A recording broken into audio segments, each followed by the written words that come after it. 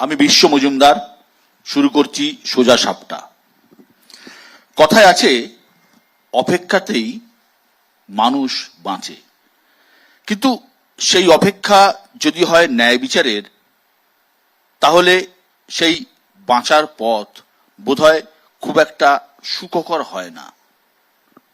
এমনই এক কষ্টের অপেক্ষার মধ্য দিয়ে আমরা যাচ্ছি, আর সেই অপেক্ষা একটাই, আরজি করের চিকিৎসার সঙ্গে সঙ্গে ঘটে যাওয়া ঘৃণ্য অপরাধের বিচারের অপেক্ষায় রয়েছি আমরা। তবে সেই অপেক্ষা যত দীর্ঘ হচ্ছে ততই জমছে প্রশ্নের পাহাড়। 9 আগস্ট রাতের ঘটনা মাস কাবার হতে চলল, এখনো ভূ প্রশ্নের উত্তরই আমাদের মিলল না। এখনো জানা গেল না অপরাধী এক না একাধিক, জানা গেল না সেই রাতে ঠিক কি হয়েছিল সেমিনার হলে। পুলিশের বিরুদ্ধে ক্ষোভ তো ছিলই, এবার সিবিআই এর নীরবতা নিয়েও প্রশ্ন উঠতে শুরু করেছে। এরই মাঝে বিচারের লড়াইতে শীত কেটেছে রাজনীতি। সাধারণ রোগীদের মধ্যে এ নিয়ে প্রশ্ন উঠতে শুরু করেছে, কবে কাজে ফিরবেন আমাদের ডাক্তারবাবুরা। আমাদের আজকের আলোচনার বিষয় জাস্টিস অ্যাট দ্য রেট রাজনীতি। আর এ নিয়ে বলার জন্য যারা আমার সঙ্গে আছেন, আমি প্রথমে পরিচয় করিয়ে দিই। একদম বাঁদিকে রয়েছেন ডক্টর শোভন কুমার দাস, ফরেনসিক মেডিসিনের বিশেষজ্ঞ। পাশে রয়েছেন সিপিআইএম এর পক্ষে মধুজা সেন রায়, এবং আমার বাঁদিকে রয়েছেন বিজেপির পক্ষে দেবজিৎ সরকার। আমার একদম ডান দিকে রয়েছেন আন্দোলনকারী চিকিৎসক ডক্টর তৃণেশ মণ্ডল। পাশে রয়েছেন doctor Debashree Guha, associate professor paediatrics, R G Kar medical college এবং joint secretary ex student association. মানে আমার একদম ডান দিকে রয়েছেন অনেকগুলো মন্ত্রিত্ব তার আছে, অর্থ থেকে শুরু করে অনেক কিছুই, কিন্তু আজকের পরিচয় রাজ্যের স্বাস্থ্য প্রতিমন্ত্রী চন্দ্রিমা ভট্টাচার্য। আরজি করের ঘটনার পর এই প্রথমবার কোনো টেলিভিশন চ্যানেলের স্টুডিওতে রাজ্যের স্বাস্থ্য প্রতিমন্ত্রী। এই যে নারকীয় ঘটনা ঘটে গেছে, যে বিচার আমরা প্রত্যেকে চাইছি, সেই বিচার কবে শেষ হবে, কবে জানা যাবে আসল প্রশ্ন, আমরা উত্তর খুঁজব। আমি প্রথমেই ডক্টর তৃণেশ মণ্ডলকে জানতে চাইব যে আপনারা জুনিয়র ডাক্তার, আপনাদের কাছে আমাদের এই সমাজ, আমাদের এই সোসাইটি, আমাদের এই মানুষ, তারা অনেক কিছুর চাওয়া পাওয়া আছে আপনাদের কাছে। আপনাদের এখন বক্তব্যটা ঠিক কি, কোন জায়গায় আপনারা দাঁড়িয়ে আছেন?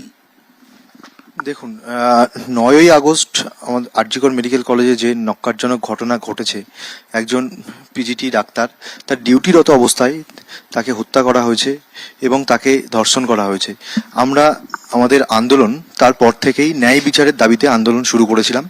সেই আন্দোলন 22-23 দিন হয়ে গেল, আন্দোলন এখনো চলছে, কিন্তু ন্যায় বিচার আমরা এখনো অবধি পাইনি। ন্যায় বিচার মানে কি? মানে একজন মাত্র অপরাধী শুধুমাত্র ধরা পড়েছে, বাকি সিবিআই প্রথমে কলকাতা পুলিশ তদন্তভার নিয়েছে, তারপর সেখান থেকে সিবিআই তদন্তভার নিয়েছে, কিন্তু আমরা এখনো অবধি সুপ্রিম কোর্টের মনিটর সিবিআই আমরা এখনো অবধি জানতে পারিনি যে ঠিক কতজন অপরাধী, একজন নাকি একাধিক, তাদের পরিচয় কি এবং তাদের ডিএনএ ম্যাচ হয়েছে কিনা, ইত্যাদি ইত্যাদি। এই এই সত্যিটা যতক্ষণ না অবধি আমাদের সামনে চলে আসছে, ততক্ষণ জুনিয়র ডাক্তারদের আন্দোলন শুধুমাত্র আরজি কর নয়, পশ্চিমবঙ্গব্যাপী এবং ভারতবর্ষের বিভিন্ন মেডিকেল কলেজে কিছু কিছু ফর্মে হচ্ছে এবং সেই আন্দোলন চলতে থাকবে। তাছাড়াও আমাদের কিছু দাবি ছিল, সেটা একটা হচ্ছে আমাদের সবার ওয়ার্ক প্লেস সেফটি। হ্যাঁ, আরজি করে সিআইএসএফ এসছে, কিন্তু আমরা জানি না সিআইএসএফ কতদিন থাকবে। সিআইএসএফ থাকলেও কি আমরা আরজি করে ডাক্তাররা, জুনিয়র ডাক্তার যারা আছেন, তারা সুরক্ষিত কিনা? কারণ যদি এক অপরাধী একাধিক বদলে একাধিক হয়, তাহলে সেই অপরাধীরা এখনো অবধি আরজি করে আছে, তারা ঘুরে বেড়াচ্ছে। তাহলে সেই অবস্থায় বাকি জুনিয়র ডাক্তাররা বা অন্যান্য ডাক্তাররা, স্বাস্থ্যকর্মীরা, নার্সরা কখনোই সেফ ফিল করতে পারে না তাদের কাজকর্ম করতে। তৃতীয়ত আমাদের আরো একটা পয়েন্ট ছিল, যেটা হচ্ছে যে এই অপরাধীদেরকে যারা বারবার আড়াল করার চেষ্টা করেছে, সে কর্তৃপক্ষের বিভিন্ন লোকজন হতে পারে বা পুলিশ প্রশাসনের বিভিন্ন লোকজন হতে পারে, যারা উপযুক্ত ব্যবস্থা নেয়নি এবং 14ই আগস্ট রাতে অর্থাৎ স্বাধীনতা দিবসের ঠিক প্রাক্কালে আরজিকর মেডিকেল কলেজের উপর যে হামলার ন্যক্কারজনক ঘটনা ঘটেছে তার উপযুক্ত তদন্ত কলকাতা পুলিশ করেনি। আমরা এই সমস্ত ঘটনার ন্যায় বিচার চাই। ডক্টর মোড়ল, ন্যায় বিচার আমরা প্রত্যেকেই চাই, এ নিয়ে কোনো প্রশ্নই নেই, ন্যায় বিচার আমরা প্রত্যেকেই চাই। কিন্তু এই যে সাধারণ মানুষও তো একটা হয়রানি হচ্ছে, এটা আপনি মানছেন? যেখানে সাধারণ মানুষেরও তো একটা কোথাও একটা তাদের অসুবিধা হচ্ছে, যারা গরিব মানুষ, যারা চিকিৎসার জন্য বেসরকারি হাসপাতালে যেতে পারে না। হ্যাঁ, এটা অবশ্যই একটা ভ্যালিড পয়েন্ট। তবে এই ব্যাপারে আমি বলে রাখি যে সমস্ত পশ্চিমবঙ্গে যে মেডিকেল কলেজগুলো রয়েছে তার এমার্জেন্সি আউটডোর ইনডোর পরিষেবা কিন্তু এখনো চলছে। সিনিয়র ডাক্তাররা, ম্যাডাম এখানে আছেন, আরো ভালো বলতে পারবেন, সিনিয়র ডাক্তাররা তাদের ওভার ডিউটি করছেন এবং ওভার ডিউটি করে আমাদের জুনিয়র ডাক্তারদের যে ঘাটতি, মানে না থাকার জন্য যে ঘাটতি তৈরি হয়েছে সেই ঘাটতিটাকে তারা মেকআপ দেওয়ার চেষ্টা করছেন। আরো একটা জিনিস আমি বলতে চাই এই প্রসঙ্গে, যে এই দায় কি শুধুমাত্র ডাক্তারদের, মানে এই যে ডাক্তাররা আন্দোলনে এসছে সেই দায় কি শুধুমাত্র ডাক্তারদের?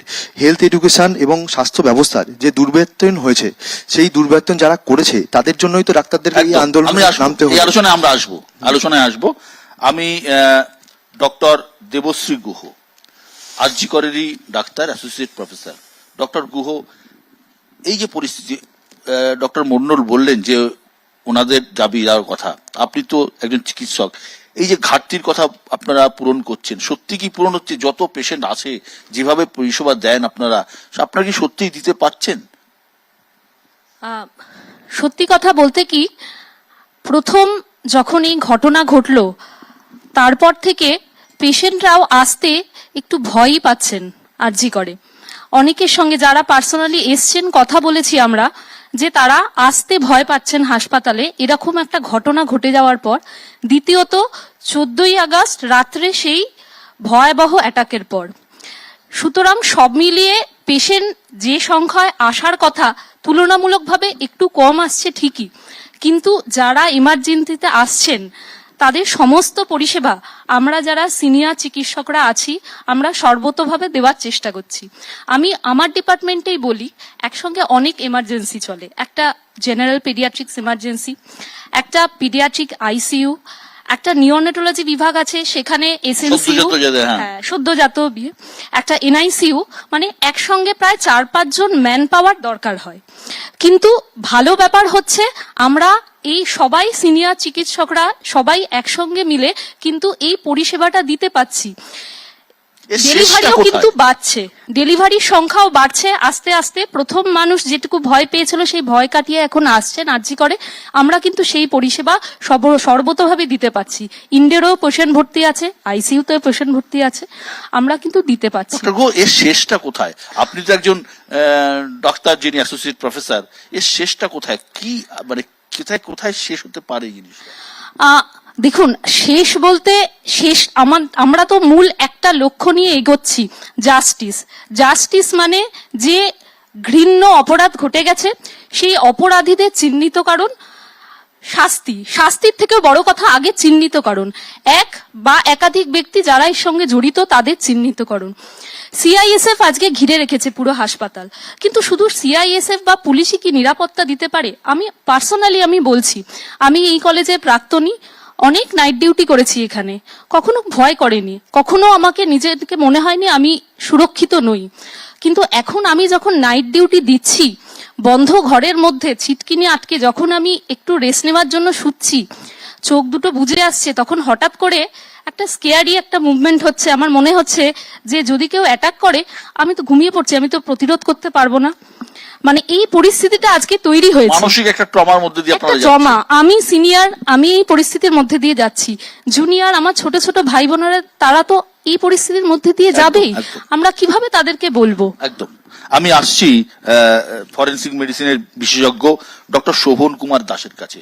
ডক্টর দাস, আপনি আমাকে বলুন যে এই যে জাস্টিসের দাবি করছেন, আমরা প্রত্যেকে জাস্টিস চাইছি, আমরা প্রত্যেকে চাইছি খুনি এক বা একাধিক যেই হোক না কেন কঠোরতম শাস্তি হোক, কিন্তু এটা বিচার প্রক্রিয়া তো দীর্ঘ, সেটা তো পরের বিষয় আসবো আলোচনায়। কিন্তু বিষয়টা হচ্ছে সবাই নির্ভর করছে যে কবে আসবে ফরেনসিক রিপোর্ট, কখন আসবে ফরেন্সিক রিপোর্ট, কি আছে ফরেন্সিক রিপোর্টে? আজ এত দিন হয়ে গেল, ফরেন্সিক রিপোর্ট কি আসতে এত সময় লাগে?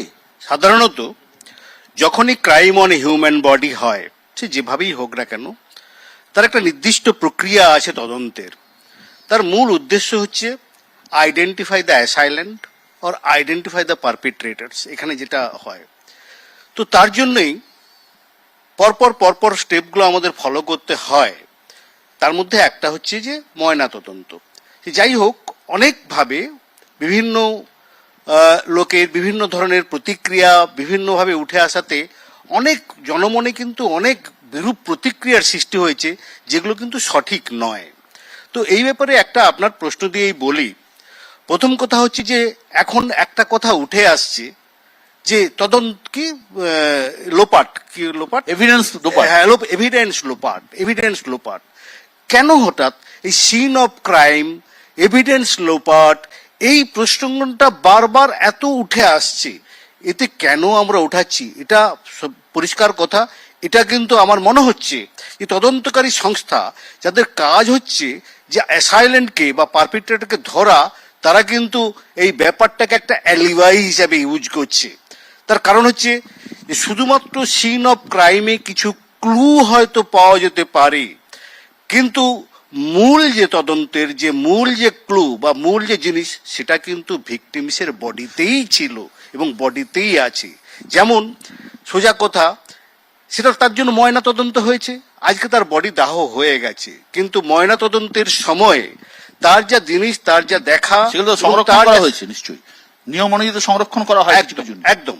সুতরাং তার মধ্যেই এই যে তার মধ্যে কি আছে, যেটা দিয়েই সঠিকভাবে একটা আইডেন্টিফাই করা যায় যে অ্যাসাইলেন্ট, যে কিলার বা যে রেপিস্ট, তাকে আইডেন্টিফাই করা যায়। তার মধ্যে মূলত যে জিনিসটা, সেগুলো কিভাবে হচ্ছে আমি জানি না, এবং এতদিন হয়ে গেছে, তার সবকিছুরই রিপোর্ট এসে যাওয়ার কথা, কোনোটাই বাদ থাকার কথা নয়। আপনি নিজে ফরেন্সিক মেডিসিনের হেড অফ দ্য ডিপার্টমেন্ট ছিলেন আরজিকর হাসপাতালের, তো এতদিন লাগার কথা হ্যাঁ কি না? একদমই নয়। শুধুমাত্র এখানে একটা জিনিস আছে, যেটা হচ্ছে ডিএনএ প্রোফাইলিং বা DNA matching. That may take time. সেটা হচ্ছে sometimes it may take 6 weeks. আবার বলছি যে ল্যাব যেভাবে পদ্ধতি করে, তার মধ্যে কারো একটু দেরি হয়, কেউ 6 সপ্তাহ নিতে পারে, কেউ 8 সপ্তাহ নিতে পারে। কিন্তু বাকি যেসব পরীক্ষা, যে টিস্যু স্যাম্পলিং বা ব্লাড স্টেইনস বা স্পার্ম ডিটেকশন বা এগুলো তো এতদিনে সবই এসে যাওয়ার কথা। এবং একবার যদি আমরা সেখানে স্পার্ম ডিটেকশন, এই যে অ্যাসাইলেন্ট একজনকে ধরেছি, তো তার যে নেল স্ক্র্যাপিং, কারণ তার যে পোস্টমর্টেম রিপোর্টে তার নখের আঁচড় কামড়ের দাগ আছে, সুতরাং যে অ্যাসাইলেন্ট, তার নখের যে স্যাম্পলস, তার ওখান থেকে তো আমরা তো অবশ্যই পাবো এবং সেখান থেকে তো ম্যাচ করতেই পারবো। সেটা তো আসার কথা এবং এসে যাওয়ার কথা, এবং ডেফিনেটলি তদন্ত নিশ্চয়ই গেছে। তারপরে স্পার্ম ডিটেকশন, ফাইনালি যেটা আজকে রেপ বলে যে কথাটা বলা হচ্ছে, একবার যদি আমরা স্পার্ম ডিটেকশন করতে পারি, আমরা নিশ্চিতভাবে এবং নিখুঁতভাবে আমরা রেপিস্টের কাছে পৌঁছে যাব। সুতরাং সেটা কি রিপোর্ট এসছে, স্পার্ম কি ডিটেকশন হয়েছে? ঠিক। সবচেয়ে বড় কথা এই জিনিসটাই কিন্তু একই প্রশ্ন বারে আমাদের, এই তথ্য প্রমাণ লোপাট, সিন অফ ক্রাইম অল্টারেশনস, এখানে বেশি কিছু নেই। এগুলো নিয়ে বারবার ডাইভার্ট করে দেওয়ার কোনো জায়গা নেই। সমস্ত কিন্তু মূল তথ্য প্রমাণ লুকিয়ে আছে এখনো, আবার সেই ফরেনসিক স্যাম্পল এন্ড স্পেসিমেন। আমি দেবজিতের কাছে, দেবজিৎ, বিজেপি কেন্দ্রীয় ক্ষমতায় আছে, সিবিআই কেন্দ্রীয় এজেন্সি, এত দেরি কেন? এই তো ডক্টর বললেন যে মানে এসে যাওয়া উচিত, কেন এত দেরি হচ্ছে, কি কারণ? আমি একটা কথা বলবো, মানুষের মনে তো কিছুই এখনো ধোঁয়াশা হয়ে যাচ্ছে। বিশদা কয়েকটা কথা বলবো, একটু সময় দেবেন। মাননীয় মন্ত্রী আছেন, উনি জানেন আমি একটা মেমোর কথা উল্লেখ করছি, যেটা কিনা principal secretary government of West বেঙ্গলের কাছে গিয়েছিল। Memo number 394/1 within the bracket 1 DIG ACB C/262/2023, যেটা ফরওয়ার্ড করেছিলেন deputy inspector general of police এই ঘোষবাবুর বিরুদ্ধে, প্রিন্সিপাল। কি নিয়ে হয়েছিল, যেটা ফরেন্সিক বিশেষজ্ঞ ডাক্তারবাবু প্রফেসর সাহেব যেটা বললেন, সেটা হচ্ছে লোকটা কি করে মারা গেছে ভিকটিম সেইটা নিয়ে আলোচনা করা যেতে পারে। আমি খুন হয়েছি কি হয়নি সেটা নিয়ে বলা যেতে পারে, কিন্তু আমি কেন খুন হয়েছি, আমাকে কেন খুন করা হয়েছে, তার মোটিভ দুটো আলাদা। কিভাবে খুন হয়েছি একটা, সেটা ফরেন্সিক বলবে, কিন্তু আমাকে খুন করা কেন হয়েছে, কিছু জেনে ফেলেছিলাম নাকি, কি হয়েছিল? ফরেন্সিক মেডিসিনের ডাক্তারবাবু আছেন, মন্ত্রী নিজে বসে আছেন, বাকি আন্দোলনকারী সেটা তো ডাক্তাররা অন্য রয়েছেন। কথা। আমি বলি সেটা তো অন্য না কথা। অন্য কথা নয়, এটাই আসল কথা। কারণের পেছনে কারণ। 30/12/2022 একটা মেমো ইস্যু হয়েছিল এই আরজিকর মেডিকেল কলেজেরই। কোথা থেকে না, ডিপার্টমেন্ট অফ থেকে, আপনাদের ফরেন্সিক মেডিসিন ডিপার্টমেন্টের কাছে একটা মেমো গেল, বলা হলো একটা ওয়ার্কশপ হবে, আবার সেই ওয়ার্কশপ হবে, 5-6টা ফ্রেশ ডেড বডি চাই, ফ্রেশ তাজা 5টা ফ্রেশ ডেড বডি ডিপার্টমেন্ট থেকে চলে গেল ওই ডিপার্টমেন্টে, এবং সেখানে সেগুলোকে নিয়ে চলে যাওয়া হলো। হয়ে যাওয়ার পরে ওয়ার্কশপের পরে সেগুলোকে পাঠানো হলো কোথায় না, মর্গে। এই ফরেন্সিকের ডাক্তারবাবুরাই তার ফরেন্সিক রিপোর্ট বার করলেন এবং সেই রিপোর্ট ক্যালকাটা পুলিশকে দিলেন 12 তারিখে। আপনি ভাবতে পারেন একটা রাজ্যের মেডিকেল কলেজ অ্যান্ড হসপিটালে দুর্নীতি কোন জায়গায়? আমার কনসেন্ট ছাড়া, আমার পরিবারের কনসেন্ট ছাড়া আমার মৃতদেহের CBI উপরে কি করছে? চুরি চালাচ্ছেন অন্যরা। না সিবিআই তো তখন জানতেন না। এই রিপোর্টটা তো এসিবি আজকে দেয়নি, 23 সালে দিয়েছিল। এই রিপোর্ট পাওয়ার পরে রাজ্য সরকার কি করেছে? এই রিপোর্টের এরপরেও যে জয় মাতারা মেসার্স জয় মাতারা, সর্বত্র জয় মাতারা কোম্পানি, আজকে আরজি করে যারা কাজ করেছেন, যারা কাজ করেন তারা বলতে পারবেন, কার পার্কিং থেকে শুরু করে মেডেল কেনা অবধি প্রত্যেকটা জায়গায় এই জয় মাতারা একের পর এক কাজকর্ম করেছে, এবং প্রত্যেকটা জায়গাতে ভেন্ডারদের 20% কমিশন দিতে হয়েছে, কাটমানি দিতে হয়েছে 10%। আমি একটা স্পেসিফিক না, প্রশ্ন একদম করছি। specific তদন্ত এই মামলা, মানুষ জানতে এই চাইছে মামলা, দুর্নীতির দিকে। এই দুর্নীতির মামলা আমি অবশ্যই মানছি। আমি আবার বলছি, আমি মানছি। এই দুর্নীতিটি হয়েছিল, আমরা সেই মামলা আমি মানছি দুর্নীতি হয়েছে, সেটা জেনে আমাদের কিন্তু ধারণা, ঘটনা হচ্ছে যে এই যে ধারণা সেটা মানুষ তো জেনে জানতে ফেলার চাইছে। জন্যই, ডাক্তারবাবুরা আমাদের বলছেন ধারণা সেইটা জেনে ফেলার জন্যই, তার কিয়দংশ জানার জন্যই ডাক্তারবাবুদের একাংশের মধ্যে একজন হয়তো মারা গেছেন, আরো অনেকের জীবন স্টেক, মানে আজকে 14 দিন হয়ে গেল, 14 দিন, ঠিক আছে, আমি যদি খুব ভুল না করি, সন্দীপ ঘোষকে টানা 14 দিন সিবিআই আমি সিবিআই নই, এখানে সিবিআই অ্যাডভোকেট নই, কিন্তু আমি একজন সাধারণ মানুষ এবং আমি একজন আইনজীবী, এবং আমি সেখানে জানি যে রাজ্য সরকার 2023-এ অ্যান্টি করাপশন ব্রাঞ্চে, রাজ্যের অ্যান্টি করাপশন ব্রাঞ্চের রাজ্যের ডিআইজি যে চিঠি দিয়েছেন সেটা নিয়ে আমি একদম ঠিক সেটা জেনে ফেলার জন্যই হয়তো আছে। আপনি একজন সাধারণ মানুষ, আমিও সাধারণ মানুষ, আমরা সাধারণ মানুষটাই জানতে চাইছি যে তদন্তের শেষ কবে, বিচার কবে হবে। মধুজা, আমি আপনাকে জানতে চাইবো যে এই যে এটার মধ্যে হঠাৎ করে রাজনীতি ঢুকে পড়লো, একটা খুন, মৃত্যু, ধর্ষণ, নারকীয় ঘটনা, যেভাবে রাজনীতি ঢুকলো, সাধারণ মানুষ কি সরে যাচ্ছে মনে হচ্ছে? যে কোনো ঘটনা যেটা কোনো সিস্টেমকে প্রশ্ন করে সেটা কখনো অরাজনৈতিক হতে পারে না, নির্দলীয় হতে পারে কিন্তু অরাজনৈতিক হতে পারে না। এটা হচ্ছে আমার প্রথম কথা। আমার দ্বিতীয় কথা হচ্ছে যে সাধারণ মানুষ কি সরে যাচ্ছেন? না, সাধারণ মানুষ সরেননি। গোটা রাজ্য জুড়ে সাধারণ মানুষ রাস্তাতেই আছেন, বিভিন্ন ফর্মে বিভিন্ন ভাবে আছেন। এবং এই যে আজকের দিনে দাঁড়িয়ে এই যে কথাটা আসছে না, রাজনীতি ঢুকে যাচ্ছে কিনা, আসলে প্রশ্নটা সেটা নয়। প্রশ্নটা হচ্ছে যে রাজনৈতিক দলগুলো আসলে কোন দিকে আন্দোলনের গতিমুখটাকে নিয়ে যেতে চাইছে। আমাদের সিপিআইএম এর খুব পরিষ্কার প্রথম দাবি হচ্ছে নির্যাতিতার বিচার চাই। আমাদের দ্বিতীয় যা দাবি আছে, এর পরের যা দাবি আছে, সেগুলো হচ্ছে আরজিকর কাণ্ড যা আছে সেই আরজিকর কাণ্ডে তদন্ত হতে হবে, এবং সেই তদন্তটা ওই নাটক ছেড়ে বিচার করো, আরজি করে মাথা ধরো। আসল গল্পটা হচ্ছে মাথা ধরতে হবে। মাথা না ধরলে পরে, এই যে দিদি বলছিলেন না যে একটা হচ্ছে একটা মানে ভয় করছে, একটা ট্রমার মধ্যে আছেন, এই ট্রমাগুলো কোনোদিন কাটতে পারে না। আর সব থেকে বড় কথা হচ্ছে এটা তো ওয়ার্ক প্লেস ভায়োলেন্স। রাজ্যের মন্ত্রী আছেন, আমি প্রশ্ন করতে চাই যে আমাদের রাজ্যে বিশেষত মেডিকেল কলেজগুলোর কথাই যদি বলি, উনি তো স্বাস্থ্য প্রতিমন্ত্রী, কতগুলো কলেজে বলুন তো জিএস ক্যাশ, আইসিসি এগুলো অ্যাক্টিভলি আছে? আইসিসি কি রোল প্লে করে? আইসিসির যে রোল প্লে করা উচিত সে রোল আইসিসি প্লে করে কি করে না, এইটা দেখার দায়িত্ব তো সরকারকে নিতে হবে। সরকার যদি এইটা দেখার দায়িত্ব নেন তাহলেই আমার মনে হয় ক্যাম্পাসের সুরক্ষার জন্য পুলিশ, সিআইএসএফ এগুলো অনেক গৌণ হয়ে যেতে পারে। একদম। চন্দ্রিমাদি, অনেকগুলো প্রশ্ন।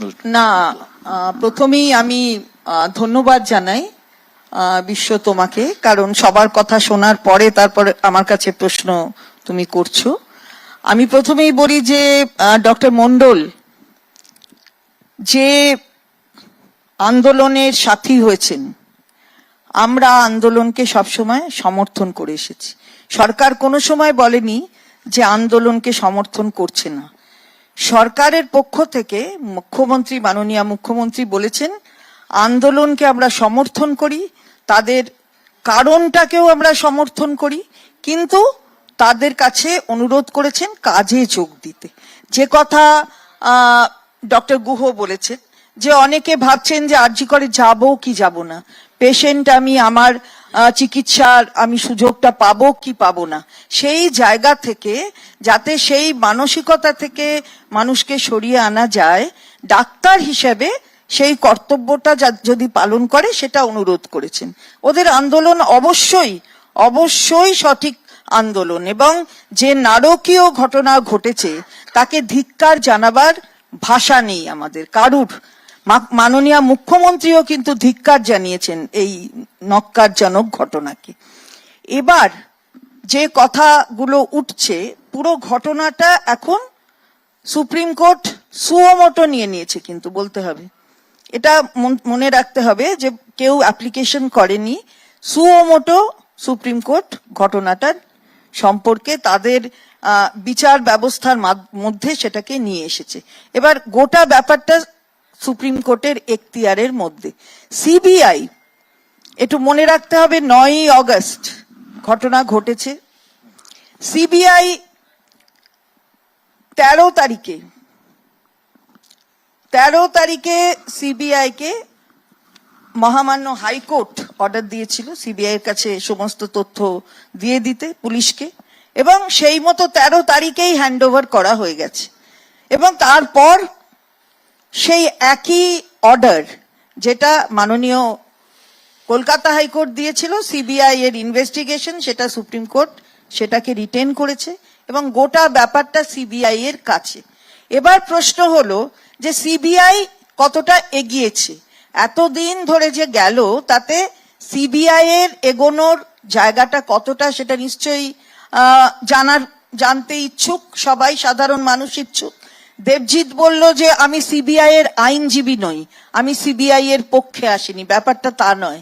আমিও তো কলকাতা পুলিশের আইনজীবী নই, কিন্তু কোথাও কিছু হলে সেটা তো আমাকেই জিজ্ঞাসা করা হচ্ছে। তাহলে ব্যাপারটা হচ্ছে যখন সিবিআই কেন্দ্রীয় সরকারের এখতিয়ারভুক্ত, তখন সিবিআই এর কার্যকলাপটা তো কেন্দ্রীয় সরকারকেও তার জন্য তার বক্তব্য বলতে হবে। সুতরাং সেটাকে পাশ কাটিয়ে চলে গেলে হবে না।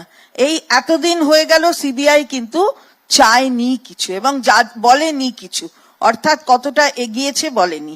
একটা এনভেলাপে, ক্লোজড এনভেলাপ যেটা দেয়া হয়েছে মাননীয় সুপ্রিম কোর্টের কাছে, সুপ্রিম কোর্ট যেদিন চেয়েছিলেন তার একদিন পরে যখন মামলাটা আবার উঠেছিল, তখন সেই এনভেলাপ তারা দিয়েছেন, এবং পরেরটা আবার বোধহয় সম্ভবত 5 সেপ্টেম্বর হিয়ারিং ফিক্সড আছে।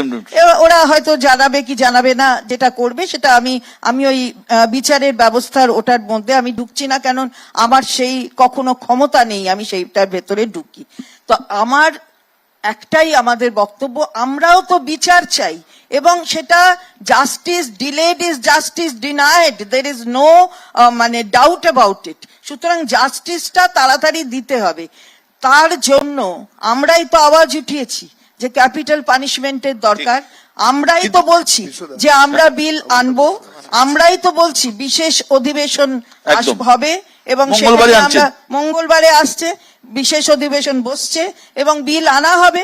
বিলটা নিশ্চিতভাবে এই ধরনের ঘটনার চরমতম শাস্তি হোক, সেটা আমরা চাইছি এবং বলছি। দিদি, আমার একটা স্পেসিফিক প্রশ্ন আছে, যে আপনারা তো এর আগেও কমপ্লেন পেয়েছেন, আমি মেমো উল্লেখ করলাম, গাদা কমপ্লেন গেছে, সরকারি এবং বেসরকারি তরফে কমপ্লেন গেছে, ওনাকে একবার সরিয়ে নেওয়া হয়েছিল অর্থোপেডিক ডিপার্টমেন্ট মুর্শিদাবাদ, আবার প্রাইজ পোস্টিং এখানে। একজন এই ধরনের দুর্নীতিগ্রস্ত, চূড়ান্ত দুর্নীতিগ্রস্ত লোকের নামে বা অ্যালিজলি যাকে দুর্নীতিগ্রস্ত বলা হয়েছে তার আন্ডারে কেন এইরকম একটা দেবজিৎ, হসপিটালকে আমি রাখা একটা হয়েছিল কথা, যেখানে I join বায়ো you. ম্যানেজমেন্টে তুমি কিন্তু প্রায়- মূল জায়গা না, থেকে মূল সরে জায়গাটা যাচ্ছ। এটাই। এই আমরা আমাদের concerned ধারণা about এই the justice দিদি, to be given আমাদের to the- ধারণা এই to the জিনিসটি ও জেনে গেছিল বলেই মেয়েটিকে girl খুন হতে হয়েছে। who was raped or murdered, No. whatever will be the Rape, result, I do murder, not know. killed.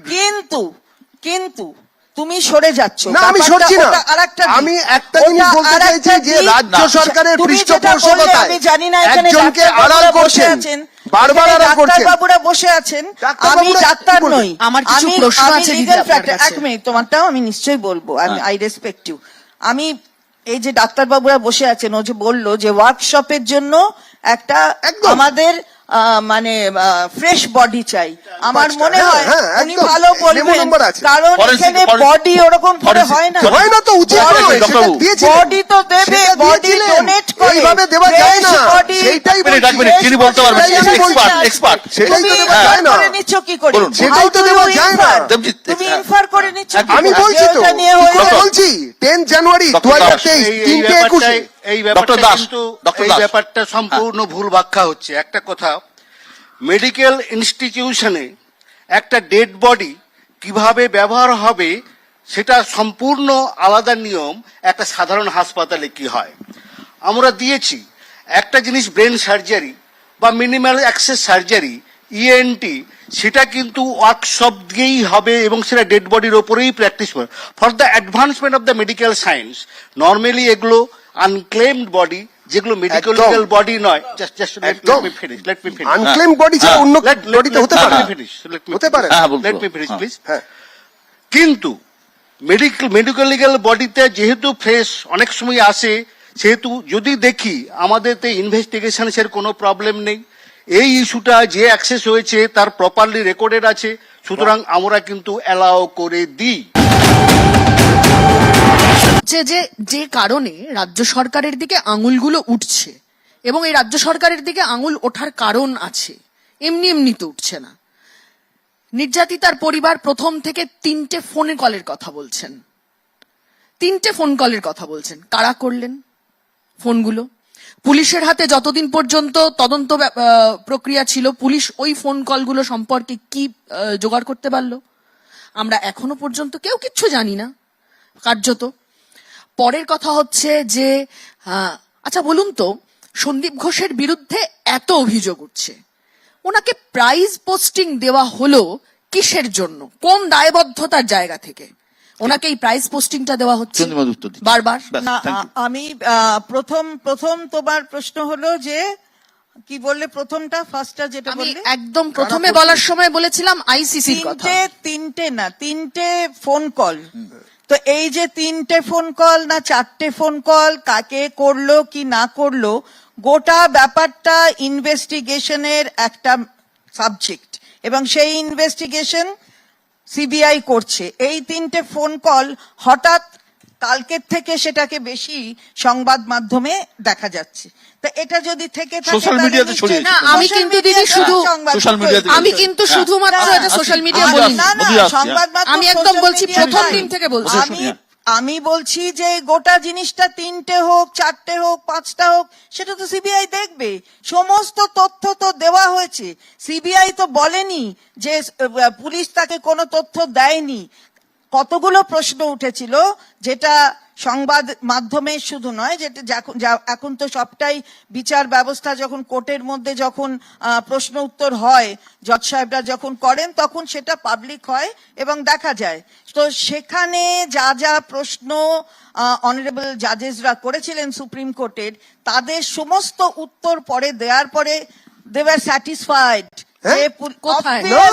এটা ভুল ব্যাখ্যা হচ্ছে। এই কমপ্লেন গুলো পাওয়ার পরে আপনারা দিদি, সন্দীপ ঘোষের ব্যাপারে স্যাটিসফাইড ছিলেন পুলিশ তো? সম্পর্কে এত বছরের পর বছর কমপ্লেন যাবার পরে সন্দীপ ঘোষের ব্যাপারে আপনারা স্যাটিসফাইড ছিলেন দিদি? তোমাকে তার উত্তর দিতে হবে। আমার এমন কিছু হয়নি যে সন্দীপ না, দিতে ঘোষের হবে ব্যাপারে দিদি, আমি দিতে হবে। বিশ্বাস আপনারা করতে বসিয়ে পারছি না। রেখেছিলেন। ডক্টর গুহ, আপনারা কেন এতটাই নিশ্চিত যে অপরাধী একের বেশি। সিবিআই কিন্তু এখনো কিছু বলেনি, পুলিশও আগে বলেনি। আপনারা কি করে এতটা নিশ্চিত হচ্ছেন?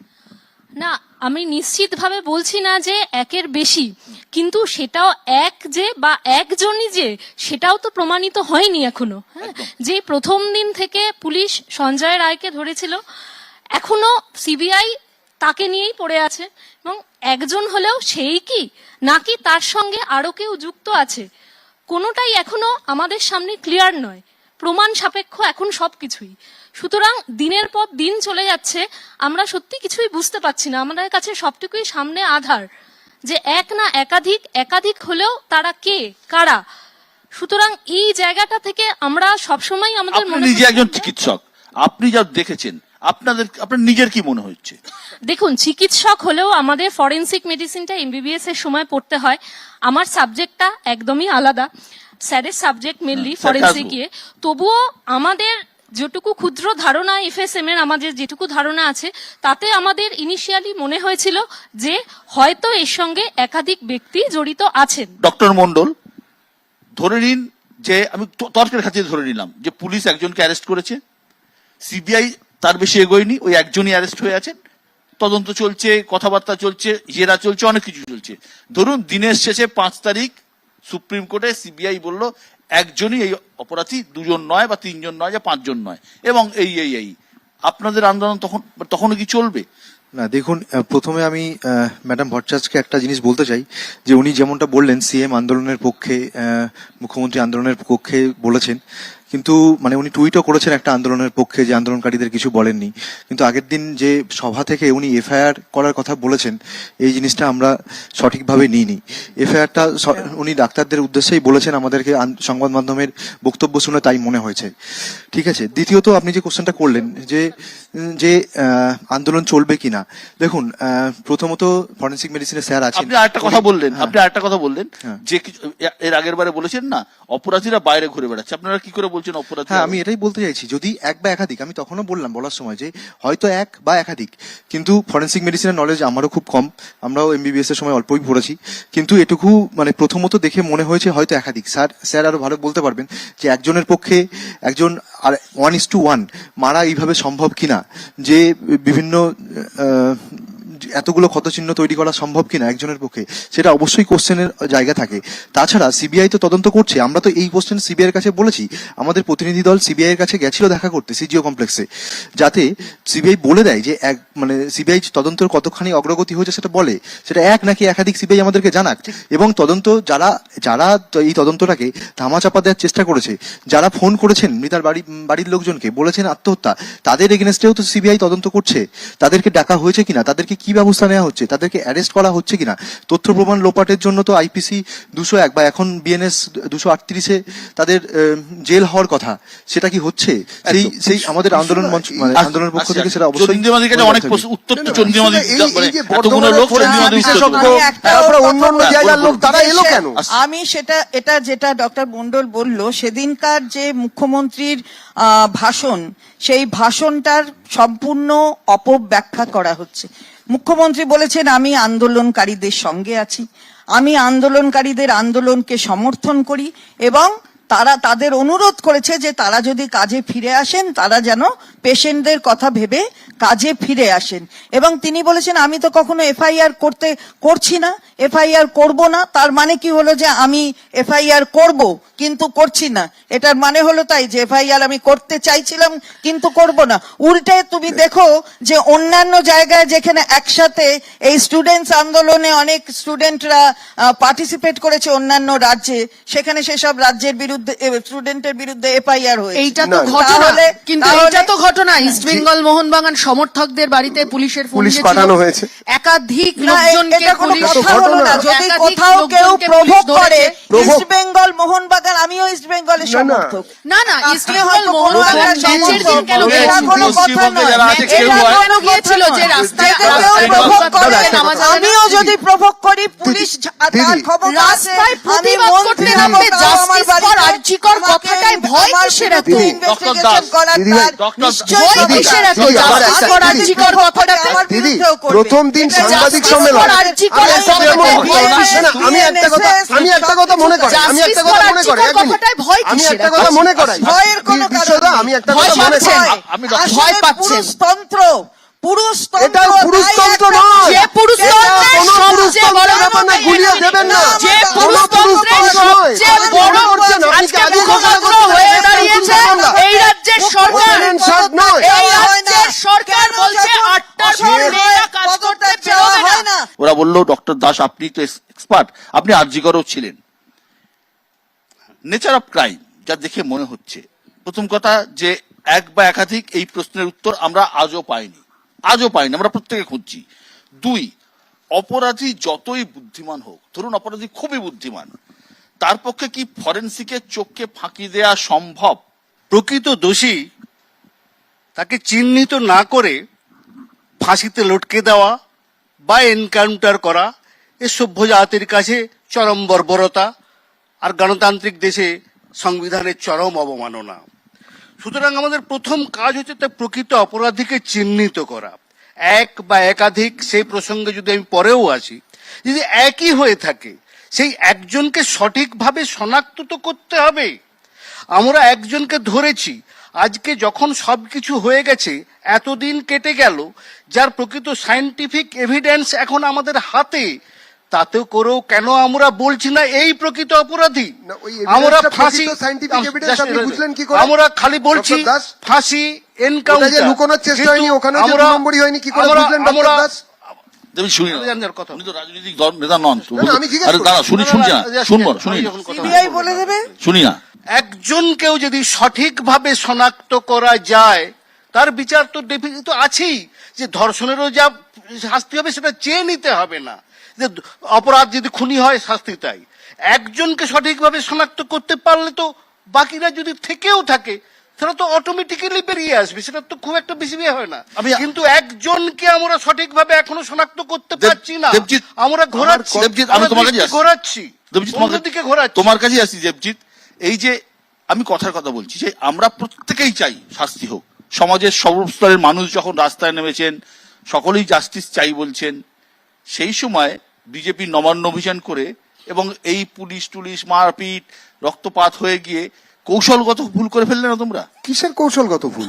এতগুলো লোক রাস্তায় দাঁড়িয়ে যতবার আন্দোলন করতে গেছে, প্রত্যেকবার এই রাজ্য সরকারের পুলিশ এবং প্রশাসন প্রত্যেকে এই আন্দোলনের মুখে পাথর চাপা দিতে গেছে প্রত্যেকবার। আমি এখানে সবাই হাসাহাসি করছে, এত ঝামেলা কিন্তু কোনো মিছিল করে হয়নি। 1 নম্বর কথা। 2 নম্বর হচ্ছে যে প্রত্যেকটা দিন আমাদের ব্যক্তিগত দলগত ধারণা, এটা কোনো ব্যক্তিগত ধারণার জায়গায় নয়, যে নির্দিষ্ট জায়গায় নজরানা না দিলে এই লোকটা ওইখানে বসে থাকতে পারতো না, এই ডক্টর ঘোষ। এবং তারপরে একদম একদম দাদা, না না, এইসব কথা বলবে না দিদি, একদম বলবো দিদি, একদম আমি বলবো, প্রশ্ন একদম বলবো। পাতায় পাতায় কোথায় নির্দিষ্ট এতগুলো বলো, জিনিস কোন আছে, নির্দিষ্ট? এতগুলো বলো, জিনিস আছে বলো দিদি। কোন আপনি না নির্দিষ্ট লোকের কাছে তিনি কি কিনা নজরানা প্রথম দিন দিয়েছে? সাংবাদিক এইসব সম্মেলনে কথা দিদি বলবে না। বলেছিলেন আমি প্রশ্ন যে- করেছিলাম, যে প্রশ্নের এই উত্তর আন্দোলন, দিয়েছি। এই ডাক্তারদের আন্দোলন আচ্ছা, অরাজকতা ঠিক আছে, বলো না। তুমি আপনি তো যেটা বলেছিলেন। তোমাকে বলতে হবে। মমতা বন্দ্যোপাধ্যায় নন, আপনি তো প্রথম দিনের সাংবাদিক সম্মেলনে বলেছিলেন যে এই ডাক্তারদের এই আন্দোলন হচ্ছে অরাজকতা সৃষ্টির জন্য তুমি আন্দোলন। কোথা থেকে শুনেছো? আপনি আমি সাংবাদিক কোনোটা ভিডিও বলিনি। আছে। মধুজা একটা কথা বলো। কে করেছিল এই যে সেটাই তো দেখছি। আচ্ছা দিদি আসছি, এই যে আন্দোলন যখন শুরু হলো আন্দোলনটা, তখন আমরা দেখলাম বামেরা প্রথম সারিতে ছিল, একদম সর্বাগ্রে বামেরা ছিল, এ নিয়ে কোনো সন্দেহ নেই। কিন্তু যত দিন গড়াতে লাগলো আন্দোলনটা বিজেপি হাইজ্যাক করে নিল। বিজেপি এটা ডান বাম সবার, এটা BJP আমি আন্দোলন। পলিটিক্যালি বলছি, বিজেপি একটা নবান্ন অভিযান ডাকলো, সেটা একটা ভালো কথা বলছে দেবজিৎ, সে- দিয়ে আবার বকুনি খাবে এবার দলের কাছে। না না না, না দিদি ভাই, একদমই নয়। আমার দলে ওই রকম আচ্ছা ব্যাপার নয়। আচ্ছা প্রশ্ন করি। প্রথমত আপনি এই আচ্ছা আচ্ছা আচ্ছা, তারপরে একটা নবান্ন অভিযান ডাকলো, সেটা আবার একটা হই হই হই হয়ে গেল, তারপরের দিন এটা বন্ধ হয়ে গেল। সব মিলিয়ে এই আন্দোলন কি ঘেটে গেল না? বামেদের হাত থেকে হাইজ্যাক করে নিচ্ছে না মানে বিজেপি? আন্দোলন করলেই ঘেটে আমার যাবে কথা আন্দোলন। হচ্ছে প্রথম যে এটা ঠিক সেদিন পোস্টমর্টেমটা হচ্ছিল না, মীনাক্ষীরা গিয়ে সেদিন না দাঁড়ালে পরে, ওইখানে গাড়িটা না আটকালে পরে কি হতো সেটা আমরা আজকে আর নতুন করে এগুলো হচ্ছে যে আলোচনা করতে চাইছি না। এবং অবশ্যই শুধু মীনাক্ষীরা নয়, ভেতরে ডাক্তারবাবুরা, আজকে ডাক্তারবাবুদের দিকে এত প্রশ্ন। মীনাক্ষী আর কখন দাঁড়িয়ে আটকে ছিল? আমি কথাটা শেষ করে নিই একটু। সেটা হচ্ছে আজকে ডাক্তারবাবুদের প্রতি এত প্রশ্ন উঠছে, কাজে ফিরছেন না কেন? এই ডাক্তারবাবুরাই তো যখন পেশেন্ট পার্টির হাতে মার খেয়েছেন তখনও একবেলার বেশি কর্মবিরতি আমরা করতে দেখিনি। তার মানে কোথাও গিয়ে একটা দেওয়ালে পিঠ ঠেকেছে বলে জুনিয়র ডাক্তাররা আজকে এইভাবে তারা আন্দোলনে নামতে বাধ্য হয়েছেন। এইটা হচ্ছে যে আমাদের সবার না, এটাই আমি অনুভূতির একটা মধ্যে কথা বলি, রাখার বিষয় আছে। আমি একটা কথা বলি। দুই, মধুজা, না, না, মধুজা, আমার- আমি একটা ছোট কথা বলছি।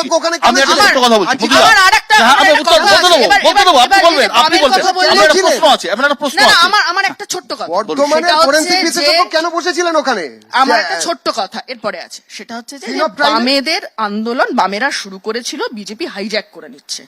প্রথমত এই রাজ্যে দাঁড়িয়ে আমার থেকে এখানে অনেকেই বয়সে বড়, অনেকেই বয়সে ছোট। বলুন তো, এই ধরনের আন্দোলন রাস্তায় মানুষ এইভাবে নেমে এসছেন, সাধারণ মানুষ, যে মানুষ কয়েকটা মাস আগে ভোট দিয়ে বিপুলভাবে জয়যুক্ত করেছেন যাদেরকে, তাদের কাছে বিচার চাইতে নেমে আসছেন মানুষ। এই আন্দোলন আমি অন্তত কোনোদিন আমি দেখিনি। উত্তর নেবো, চন্দ্রবাবু। সাধারণ মানুষের আন্দোলন, তার সেই আবেগ, একে হাইজ্যাক করার কোনো ইচ্ছে আমাদের সিপিআইএম এর, আমাদের বামেদের নেই।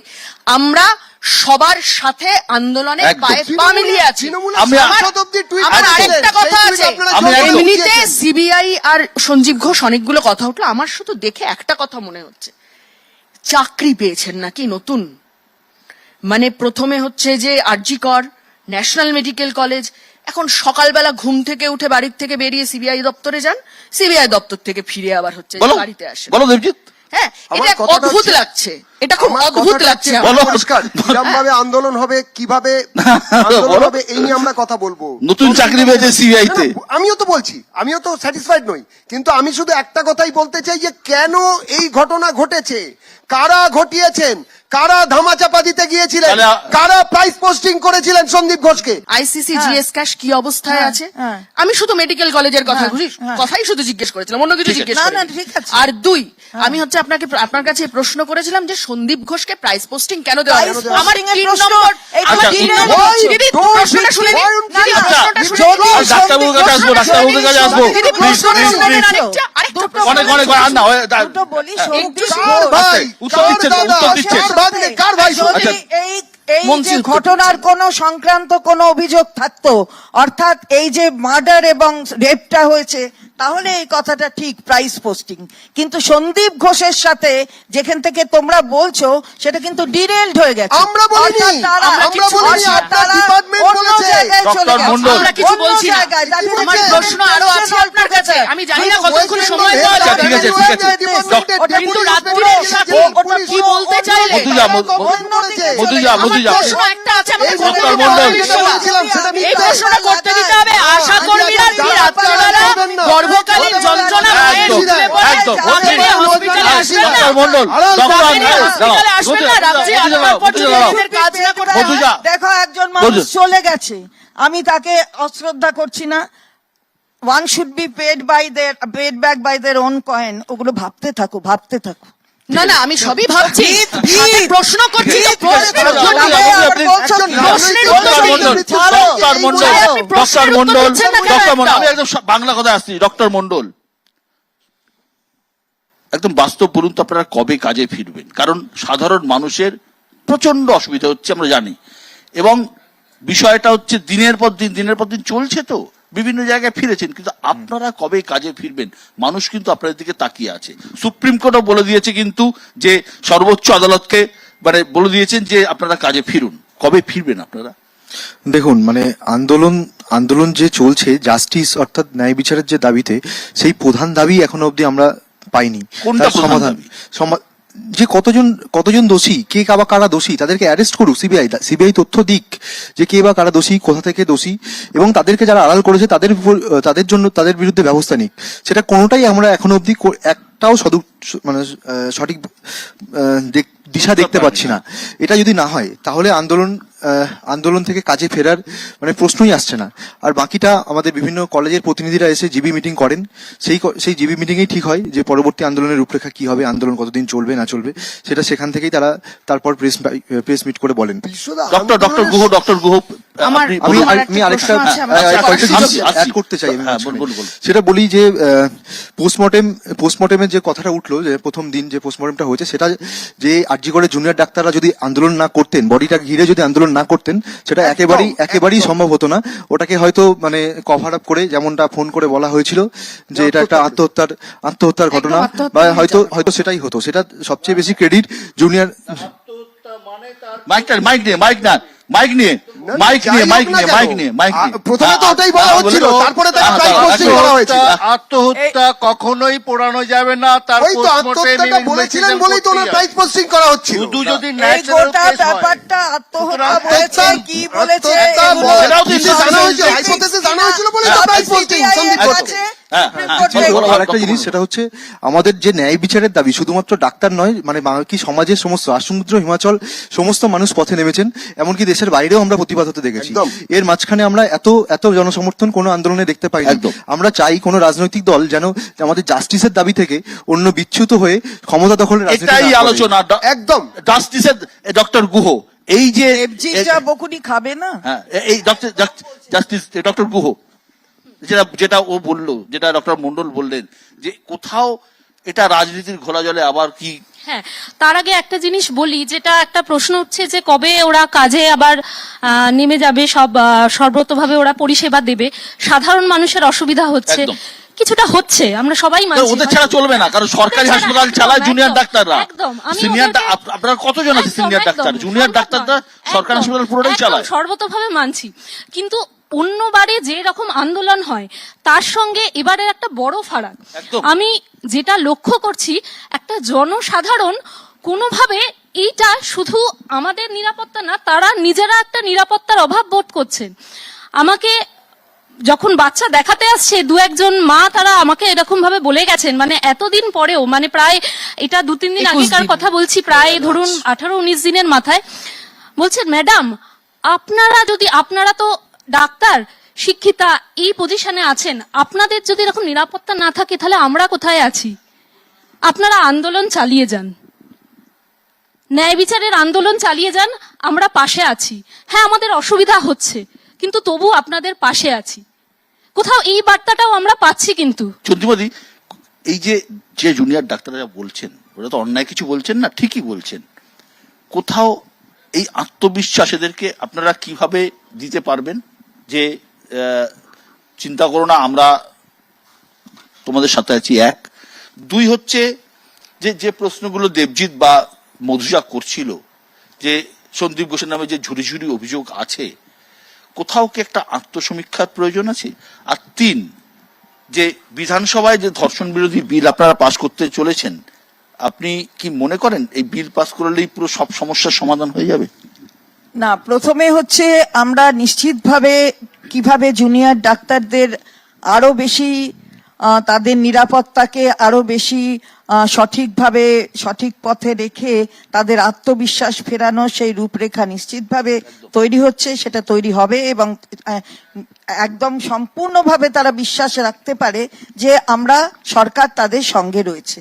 দ্বিতীয় প্রশ্ন হলো যে সন্দীপ ঘোষ কোথাও মানে সমালোচনার প্রশ্ন নয়, ব্যাপারটা হচ্ছে এখন কিন্তু ইডিও দেখছে, তার মানে দুর্নীতির মামলা সিবিআই দেখছে, আবার ইডিও পিকচারে এসেছে। মানে আপনারাও তো চান, অভিষেক বন্দ্যোপাধ্যায় তো পরিষ্কার বলেছেন, আমরা বলছি তো, অবশ্যই আমরা বলছি তো, যদি গ্রেফতার হবার থাকে, যদি তুমি তো কোর্টে গেছো, কোর্টের অর্ডারটা নিয়ে এসো, তুমি তো কোর্টে গেছিলে, কোর্টের অর্ডারটা নিয়ে এসছিলে, তার নিয়ে আসো না, তাহলেই হয়ে যাবে। বলছি তো,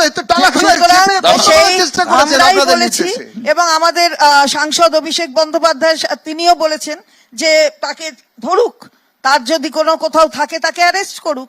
এই যেটা বলা হলো সকালে যাচ্ছে সন্ধে যেন আরেকটা চাকরি পেয়েছে, সেটাই তো সেরকমই তো মনে হচ্ছে। চাকরি পেয়েছে সেইটা তো বেকার বসেছিল 20/7/2023 থেকে। আমার প্রশ্নগুলো আর 3 নম্বর হচ্ছে যে আমরা যে আইনটা নিয়ে আসবো, এই আইনটা রিগোরাস, ম্যাডাম আপনার ডিপার্টমেন্টের কমপ্লেন, কোন এই মেমো আপনার ডিপার্টমেন্টের ইস্যু করা মেমো, রিগোরাস বিজেপির ইস্যু করা নয়।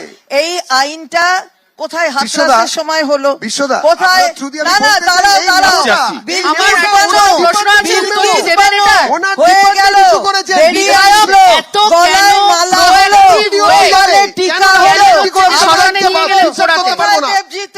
নেই আমার তাহলে বন্য একটা legal কুটিরে asylum তোমার করতে হবে, কুটিরে তবে নজরানা হবে। পৌঁছয় তাই দিদি ভাই। তবে হবে। আমি দেবজিৎ বর্ণ তোমার কাছে কুটিরে নজরানা দেবজিৎ পৌঁছয়, তোমার কাছে এটা যেটা দেবজিৎ হয়নি। দেবজিৎ কথা বলো না, দেবজিৎ তুমি তোমার কাছে বাজে কথা বলছিলে, তোমার না, কাছে প্রশ্ন করবো, আরেকটা বুঝে যাবে। প্রশ্ন উত্তর দেবে তো জানি, তবুও দেবজিৎ প্রশ্ন করবো।